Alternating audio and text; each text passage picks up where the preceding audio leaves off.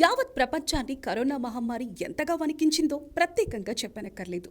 లక్షలాది మంది ఈ వైరస్ భూతం బారిన పడి ప్రాణాలు కోల్పోయారు. గత కొన్ని రోజులుగా అగ్రరాజ్యంలో కరోనా బారిన పడుతున్న వారి సంఖ్య గణనీయంగా పెరుగుతోంది. ప్రస్తుతం అమెరికాలో వేసవికాలం కావడంతో సెలవులను ఆస్వాదించేందుకు ప్రజలు పెద్ద ఎత్తున ప్రయాణాలు చేస్తున్నారు. తీర ప్రాంతాలు, పర్యాటక ప్రదేశాలకు తరలిపోవడంతో వైరస్ వేగంగా వ్యాపిస్తోంది. ముఖ్యంగా ఫ్లోరిడా, టెక్సాస్, కాలిఫోర్నియా, ఓహియో వంటి రాష్ట్రాల్లో కేసుల సంఖ్య అత్యధికంగా ఉండటంతో అధికారులు అప్రమత్తమయ్యారు.